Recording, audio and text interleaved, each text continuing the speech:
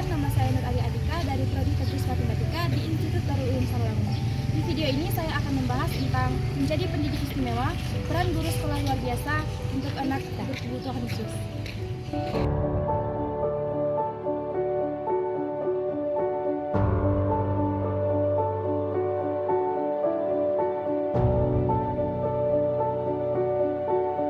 Selamat siang Ibu, terima kasih sudah meluangkan waktu untuk menerima wawancara ini. Saya sangat menghargai kesempatan ini untuk belajar dari pengalaman dan pandangan Ibu sebagai seorang guru di sekolah luar biasa ini. Sebelumnya perkenalkan, nama saya Nur Ali Adika. Dan sebelum memulai, boleh saya tahu nama yang lengkap Ibu? Nama Ibu Ida Emilia. Ibu Ida Emilia. Baiklah Ibu, tanpa memperpanjang perkenalan, langsung saja mari kita mulai ke pertanyaannya. Pertanyaan pertama saya, apa yang memotivasi Ibu untuk menjadi guru di sekolah luar biasa ini? Yang memotivasi ya pertama sekali ya karena pertama kali minatnya ingin kuliah di SGPLB. Kalau dulu tuh namanya kan SGPLB, bukan PLB, tapi sekarang PLB. Dulu SGPLB itu cuma kuliahnya 2 tahun dan nurut jurusan masing-masing, ada jurusan C, jurusan A kan. Tapi sekarang PLB, kalau PLB itu dari bagai jurusan merangkup semuanya, mempelajari tentang anak-anak semua. Ya motivasi ya pertama ya ingin tahu kan gimana tantangan untuk mengajar anak-anak khusus. Yang kedua ya gimana caranya supaya anak-anak berkebutuhan khusus itu bisa diterima di masyarakat, tidak dikucilkan kan ya, tidak dikucilkan di masyarakat, tidak ada nilai negatif mana itu supaya bisa bermasyarakat dan bisa mandiri lah, ketika tidak tergantung pada orang lain lah, setidaknya mengurus dirinya sendiri itulah. Baik. Ya, pertanyaan kedua, metode pengajaran seperti apa yang Ibu gunakan untuk mengajar siswa-siswa di sini? Metodenya itu macam menurut dengan kebutuhan anak-anak kan. Anak itu kan anak A itu gimana, nanti gimana gitu. Kalau ya kebutuhan anak. Kalau anak A itu kan anak tunanetra. Anak tunanetra itu kan dia lebih fokus duduk, fokus dalam belajar mengajar, fokus kalau ada tergantung kegiatan kan, gitu. Jadi lebih enak ajarnya kan. Juga IQ-nya yes normal, malah bisa dikatakan banyak yang pintar kan. Dalam fokus mengajarnya ada terganggu di mana-mana. Anak B juga gitu, cuma pendengarannya, cuma anak B itu lebih banyak gambar, karena tadi gambar apa, jadi ini disebut namanya. Tapi kalau tahu namanya tapi gambarnya tidak ada, anak tidak bisa. Itu juga kalau anak A itu ada pelajaran khusus yaitu pelajaran braille. Yang huruf yang Iya, huruf timbul tuh kan, itu pelajaran tuh. Sudah itu tentang apa tuh arah kalau jalan kemana tuh. Sudah anak B itu tentang pelajaran apa bahasa isyaratnya anak B itu. Bahasa isyaratnya kan. Tapi kalau anak itu masih ada pendengaran, usahakan kita mengeluarkan suara berbicara anak. Kecuali anak itu memang total, nah itu kita baru fokus ke bahasa isyarat. Anak itu kan baru tidak terlalu itulah susah kan. Tapi kalau anak C itu macam jenisnya. Ada anak yang kembar sudutnya, sampai tahu ya kembar sudutnya itu mirip. Sampai di mana-mana juga luar negeri juga mirip kan. Sudah ada yang IQ-nya rata-rata, ada yang ringan, ada yang berat, ya kan, semacam. Nah kalau anak C itu IQ-nya rata-rata, memang tidak diharuskan belajar akademik itu tidak diwajibkan. Yang penting anak itu bina diri, ada pelajaran khususnya. Nah itu. Kalau A tadi kan namanya orientasi mengenai pengajaran ini. Kalau anak B bahasa isyarat, kalau anak C bina diri, pelajaran khususnya. Bina diri itu ngajari anak tuh dari kegiatan sehari-hari, dari bangun tidur sampai tidur kembali. Ngajari bagaimana caranya harus menjalani itu. Iya, itu kan anak itu kan kalau akademik itu bukannya tidak diwajibkan, tapi tidak itulah begitunya. Yang penting itu bina dirinya tuh, ngurus dirinya sendiri ya. Apalagi anak yang perempuan itu maaf ya karena datang bulan dulu kan, kalau tidak diajari mungkin gimana gitu, betul bela diri.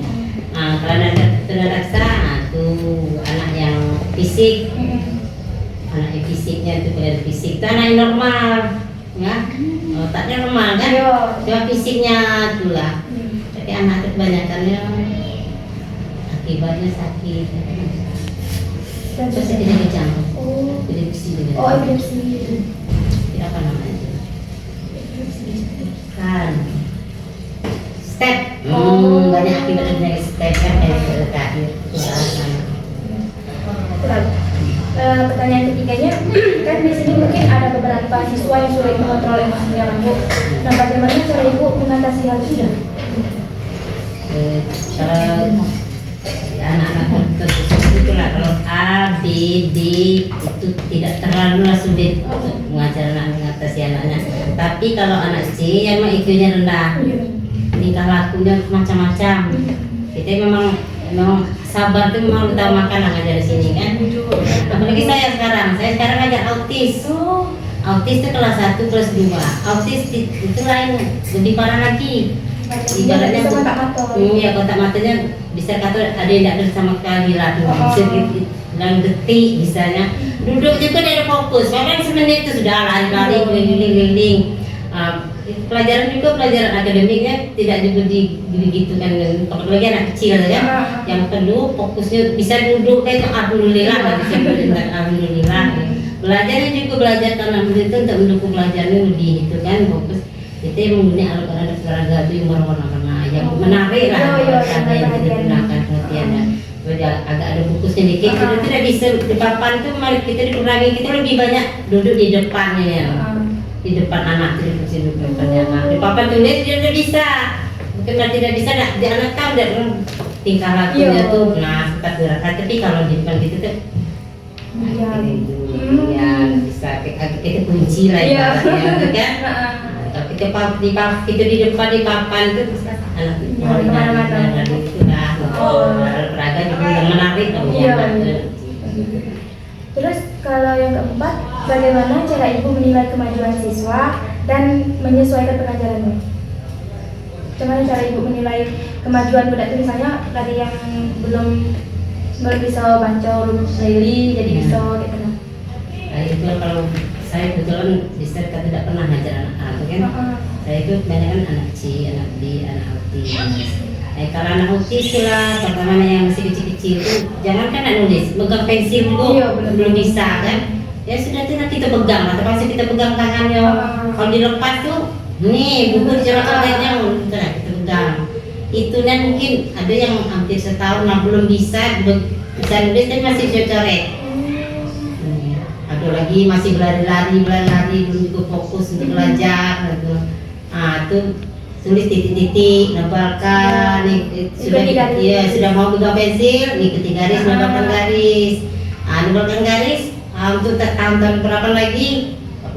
Tingkat itu baru ngikuti menulis kembali gitu caranya kalau anak sini itu. Mungkin bisa dikata lebih parah dari anak TK. Anak TK masih bisa. Itu juga mengenal huruf A. Ingat hari ini, biasa lupa. Yang anaknya SMA masih ada yang belum mampu membaca. Nah, keistimewaan ya istilah lebih. Pertanyaan kelima, Bu, kan orang tua itu tidak mungkin tak terlibat dalam proses pendidikan anak kan, Bu. Nah, bagaimana cara Ibu melibatkan orang tua dalam proses pendidikan anak tadi? Iya, melibatkan itu lah, gitu. Anak itu lebih diperhatikan di rumah, banyak belajar rumah. Karena di sekolah itu waktu sebentar, waktu lebih banyak di rumah gitu lah caranya. Berarti cuma sebut orang tua itu untuk diajarkan lagi, diajar, bukan berarti bukan akademik, harus diajarkan pertamanya gimana lah bantu orang tuanya, caranya ngurus badan, memakai baju gimana, itu mandi gimana, itu yang tentunya diajar jalan di rumah. Kalau orang tuh di sekolah kan mungkin nanti kita dimandikan anak kan, kecuali kalau anak itu tinggal di asrama mungkin bisa, tapi kalau anak di luar asrama mungkin kita ngajar mandi gimana gitu kan, dan bawa langsung mandi itu susah lah. Kalau di rumah itu mungkin peralatannya. Kalau gosok gigi bisa lah diajar di sekolah. Iya. Nah, coba pertanyaan Ibu. Wawancara kali ini memberikan banyak sekali pelajaran dan wawasan berharga untuk saya dan orang-orang yang ada nanti, khususnya dalam memahami peran guru untuk anak berkebutuhan khusus ini secara lebih mendalam. Demikianlah wawancara saya bersama Ibu Ida. Terima kasih atas waktu, pengalaman, dan ilmu yang telah Ibu berikan. Semoga wawancara ini menjadi pembelajaran yang berharga bagi kita semua. Nah, sudah itu Ibu tambahkan lagi ya. Masalah guru-gurunya selain itu kan guru-guru sini kan ada yang tentang LD, ada juga di sekolah umum. Kami itu ibaratnya ngajar anak-anak selain dapat pelatihan dari provinsi. Kami SLB ini kan dari bawahnya dengan provinsi, punya daerah. Di Jambi itu sering dapat pelatihan. Mana yang dari sekolah umum, ada juga banyak ini kan dari yang kuliah dari umum ke LD. Itulah selain dapat pelatihan dari Jambi juga mendapat ilmu, banyak belajar dari teman-teman yang lebih mengerti. Akhirnya alhamdulillah lah guru-guru umum di sini bisa bersahabat dengan guru. Sudah Ibu, makasih Ibu atas waktunya. Assalamualaikum. Bisa.